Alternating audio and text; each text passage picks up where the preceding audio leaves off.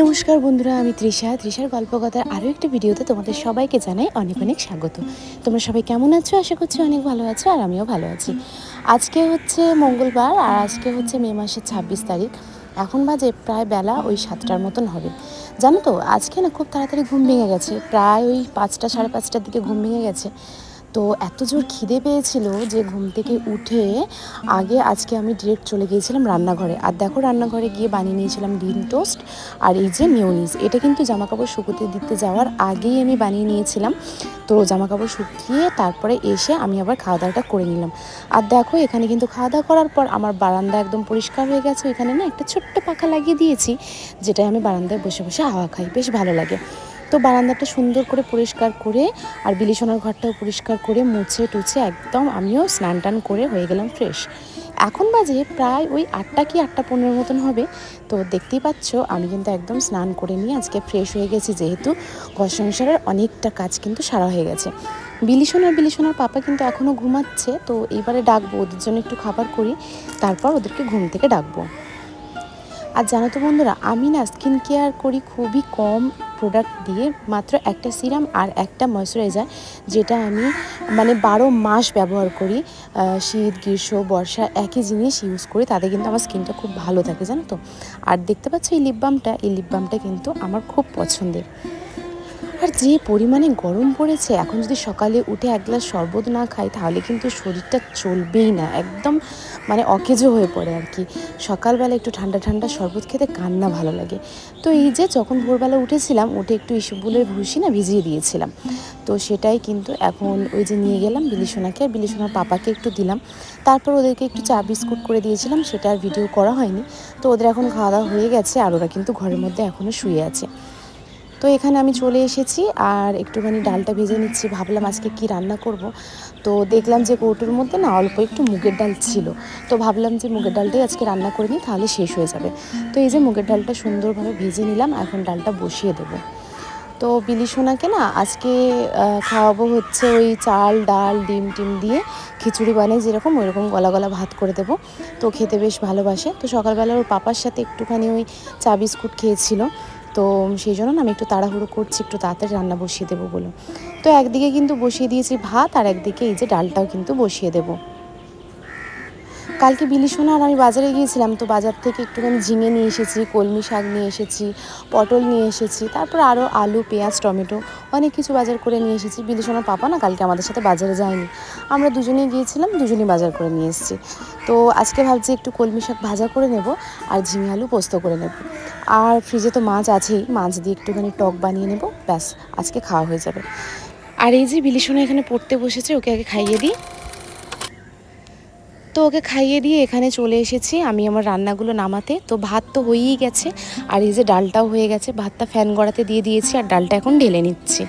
এরপর তো আবার মাছ টাছ বসাতে হবে, ভাজা বসাতে হবে। তো এই যে প্রথমে ফ্রাইং প্যানটা বসিয়ে দিলাম, আর তাতে আমি তেল ঢেলে দিচ্ছি। আর জানো তো, বিলিশোনা কিন্তু আমার পিছনে ওই তক্তপোষটায় বসে বসে পড়াশোনা করছে। আসলে আমি এখানে রান্না করলে ও ওখানটায় পড়তে বেশ ভালোবাসে। ওর কোনো কিছু প্রবলেম হলে বা আটকে গেলে আমি কিন্তু পাশ থেকে দাঁড়িয়ে দাঁড়িয়ে ওকে আমি সবটা দেখিয়ে দিই বা বলে দিই বা পড়ে পড়ে শুনিয়ে দিই, ওর বেশ সুবিধা হয়। সেই জন্য না ও ঘুরে ফিরে এই তক্তপোষটাতেই এসেই পড়তে বসে। আসলে কি বলতো, এখানে তক্তপোষ রাখাটা না খুব ভালোই হয়েছে, আমার খুব সুবিধা হয়েছে। তো এই যে এখানে আমি বসিয়ে দিয়েছি মাছ। তো এই কটা মাছ না, ফ্রিজেতে এখনও অনেক মাছ আছে, কিন্তু কি বলতো, ওই প্রত্যেকবার যা মাছ আনে সেইগুলো রান্না করার পর লাস্টে কিছু মাছ রয়ে যায়। তো এইটাও সেই কাতলা মাছ 3 পিস রয়ে গিয়েছিলো, আর ইলিশ মাছের একটা লেজা রয়ে গিয়েছিলো। তো সেইগুলোই আজকে করে নিচ্ছি টক। আর জানো তো, আমার মিক্সার গ্রাইন্ডারটা একদম হয়ে গেছে নষ্ট, সেই জন্য আজকে বিপদে পড়ে এই যে শিলটাকে বের করতে হয়েছে। এটা হচ্ছে আমার একটা পুচকে ছোট শিল, এটা কিন্তু আমি অনেক দিন আগেই কিনে রেখেছিলাম। আসলে কি বলো তো, তোমার মিক্সারেতে যে কোনো মশলা বেটে খাওয়ার থেকে শিলে বাটা মশলার কিন্তু টেস্ট আলাদা। আর কিছু কিছু জিনিস এমনও আছে যেগুলো মিক্সারেতে মিক্স করা যায় না, যেগুলো তো যেগুলোর জন্য তোমার শিল বাটার প্রয়োজন হয়। তো সেই জন্যই কিন্তু এই ছোট্ট শিল বাটাটা আমার কেনা ছিল। তো আজকে তার মধ্যেই আমি এই যে পোস্ত সুন্দর করে বেটে নিচ্ছি, কারণ এই যে বললাম তোমাদেরকে আজকে ঝিঙে আলু পোস্ত করব, আর একটুখানি সর্ষেও বেটে নেবো। জানো তো, দেখতে পাচ্ছ শিল ধোয়া জলটা কিন্তু নাকি তরকারিতে আরও বেশি টেস্ট এনে দেয়। আর যেহেতু পোস্ত বেটেছিলাম, তো এর জল ফেলার তো কোনো মানেই হয় না। তো যাই হোক, এখনই পরিষ্কার করে শিলটাও গুছিয়ে তুলে রাখি। আসলে ছোট জিনিস তো গুছিয়ে রাখতে বা ব্যবহার করতে বেশ সুবিধার হয়, জানো তো। আর এই যে এদিকে কিন্তু আমার মাছগুলো ভাজা হয়ে গেছে। কাতলা মাছের একটা ল্যাজ ছিল, ইলিশ মাছের একটা ল্যাজ ছিল, আর এই যে কাতলা মাছের দুটো ছোটো ছোটো পিস ছিল। তো এখানে আমি শুকনো লঙ্কা আর তোমার কালো সর্ষে ফোড়ন দিয়ে কিন্তু টকটা করব। এখানে আমার তেলটা গরম হয়ে গেছে। আর এই যে আম, জানো তো আজকে সকাল থেকে আমার শাশুড়ির আমার কাছে প্রায় 5বার আসা হয়ে গেছে। 5বার ধরে এসেছে, ঘুরেছে আর চলে গেছে, আর আমার শাশুড়িই আমগুলো নিয়ে এসেছে। আমি বলছিলাম যে কটা মাছ আছে, কয়দিন হয়ে গেছে, মানে প্রায় 2-3 সপ্তাহ হয়ে গেছে ফ্রিজেতে আছে, কি করব বলো তো, ভয় লাগছে যদি আষ্টে গন্ধ ছাড়ে রান্না করলে। তো বললো যে তাহলে তুমি টক করে দাও, আমি আম এনে দিচ্ছি। বলে মাই আমাকে আমগুলো এনে দিল, আর মায়ের বুদ্ধিতেই কিন্তু আজকে আমি টকটা করলাম, জানো তো। তো দেখো এখানে কিন্তু আমগুলো একেবারেই গলে গেছে। এর মধ্যে এখন জল দিয়ে দেবো, দিয়ে মাছটা দিয়ে দেবো, দিয়ে একটুখানি ফুটে গেলে না একটু চিনি দিয়ে দেবো, দিয়ে একটু নামিয়ে নেবো। চিনি দিয়ে একটু ঢাকা দিয়ে রাখবো। তারপরে তোমার ওই যে সর্ষে পোস্ত বেটেছি সেটাও দিয়ে দেবো, দিয়ে আর তারপরে নাড়িয়ে চাড়িয়ে সুন্দর করে নামিয়ে নেবো। আর বিলিশোনার পাপা গেছে বাজারে, জানো তো, একদম ঘর থেকে বেরোতে চায় না এই গরম পড়ার পরে। মানে বাড়ি থেকে বেরোলেও অফিসে গিয়ে যদি একবার ঢুকে যায়, তো অফিস থেকে আবার বেরিয়ে বাড়িতে আসতে চায় না, এমন একটা ব্যাপার। মানে অফিসে এসি, ঘরেতেও এসি, রাস্তাঘাটে একদম থাকবে না, হয় অফিসে সারাক্ষণ থাকবে, না হলে বাড়িতে। তো এখন গেছে হচ্ছে ঠেলায় পড়ে বেরিয়েছে, সেটা হচ্ছে আমার মিক্সার গ্রাইন্ডারটা সারাতে দেওয়া ছিল, অনেকদিন আগেই দিয়েছিলাম। তো সোমবার দিন দেওয়ার কথা ছিল, আজকে মঙ্গলবার হয়ে গেছে। আর আজকে যদি ও না আনে তাহলে কিন্তু কুরুক্ষেত্র হয়ে যাবে আর কি বাড়ির মধ্যে। আসলে শিলবাটায় না সবটা বাটাবুটি করা একদম সম্ভব হয়ে ওঠে না। তো যাই হোক, ও গেছে হচ্ছে মিক্সার আনতে, আর এদিকে আমি ঝটঝট করে রান্নাবান্না করে নিচ্ছি। আর জানো তো এই গরমের মধ্যে যদি সকাল সকাল একটু ঘুম থেকে উঠে পড়া যায়, তাহলে কিন্তু অনেকটা কাজ এগিয়ে রাখা যায়। আজকে প্রায় আমার 8টা সাড়ে 8টার মধ্যে আমার ঘর দোর গুছানো, ঝাড় দেওয়া, বাসি কাজ, বাসন কোসন মাজা, ব্রেকফাস্ট বানানো সব কিছুই কিন্তু কমপ্লিট হয়ে গিয়েছিল। আর রান্না করতে করতে প্রায় 11টার মতন বেজে গেছে। তো দুটো দিকে মাত্র গ্যাস, আর 5টা 6টা তো গ্যাস নয় যে সব দিকে একটা করে বসিয়ে দেবো, আর আমি দশভুজাও নই, তাহলে না একটু তাড়াতাড়ি হয়ে যেত। তো যাই হোক, আমি কিন্তু একা একাই টুকটুক করে রান্নাবান্না করতে খুব ভালোবাসি। কেউ জোগাড় টোগাড় করে দিলে না আমার ঠিক পছন্দ হয় না, আমি নিজে আগে সব জিনিসটা জোগাড় করে নিই, তারপর বসে ধীরে সুস্থে রান্না করি। কিন্তু তার সত্ত্বেও আমার রান্নাবান্না কিন্তু একটু তাড়াতাড়ি হয়ে যায়। তো যাই হোক, আমার কিন্তু মোটামুটি এখানে 11টা সাড়ে 11টার মধ্যে রান্না হয়ে গিয়েছিলো, জানো তো। আর আজকে ভাই আসার কথা আছে, তো ভাই তো মাছ খায়ই না, তোমরা জানো। একটু ঝিঙে আলু পোস্ত করছি, ঝিঙেগুলো আমরা বেঁচে খেয়ে নেবো, আলু পোস্ত দিয়ে ও খেয়ে নেবে। আসলে এই গরমের মধ্যে না ঝিঙে আলু পোস্ত খাওয়া খুব ভালো, পেটটা ঠান্ডা হয়।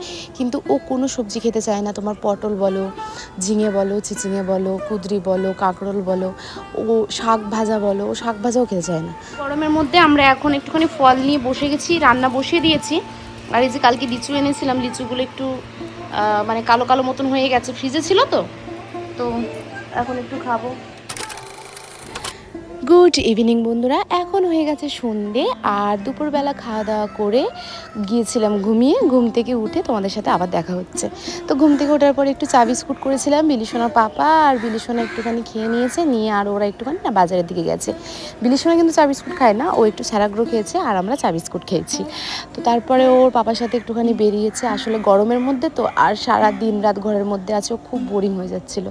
তো ওর পাপা বললো যেহেতু একটু সন্ধে সন্ধে হয়ে গেছে, তো চলো একটু ঘুরিয়ে নিয়ে আসি, বাইরে একটু ঠান্ডা ঠান্ডা হাওয়া দিচ্ছে। তো ওরা একটু বেরিয়ে যেতেই আমি এখানে চলে এসেছি একদম বিছানার চাদরটা পাল্টে নিতে। তোমাদেরকে তো দেখিয়েছি যে সকাল থেকে কিন্তু আজকে আমার বিছানা তোলা হয়নি।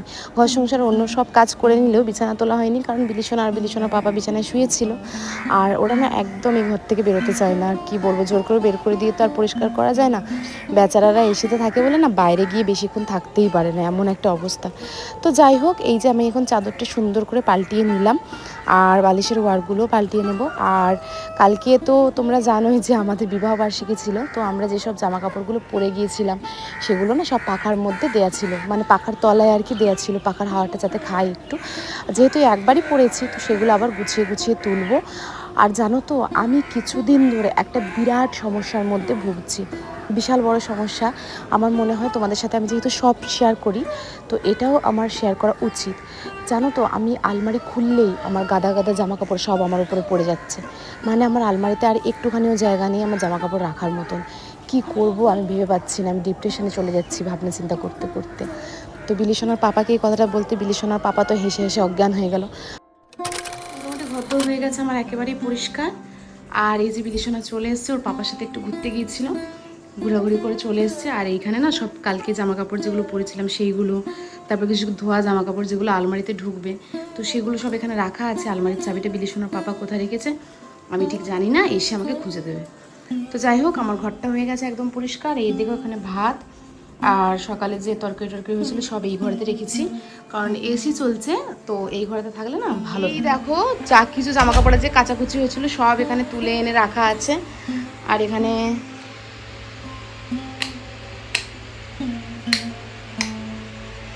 চলো তোমাদেরকে দেখাই যে এই বেলায় কি রান্না হচ্ছে। তো এই দেখো এখানে আমাদের কাতলা মাছ ভাজা, এখানে আলু ভাজা, আর এখানে একটুখানি চিংড়ি মাছ আমি সেদ্ধ করতে বসিয়েছি, নুন দিয়েছি, হলুদ দেবো একটু, ব্যাস এই বেলায় একটুখানি রান্না। ওই বেলা তো বেশি করে ভাত করে নিয়েছিলাম, তো ভাত আছে, এই বেলাতে একটু জল ঢেলে খাবো, তো সেই জন্য না আর ঝোল ঝাল কিছু করিনি, একটু ভাজাভুজি করে নিয়েছি, এটা দিয়ে খেয়ে নেওয়া হবে। আর যে পরিমাণে গরমটা পড়েছে কিছু তো খেতে ইচ্ছা করছে না।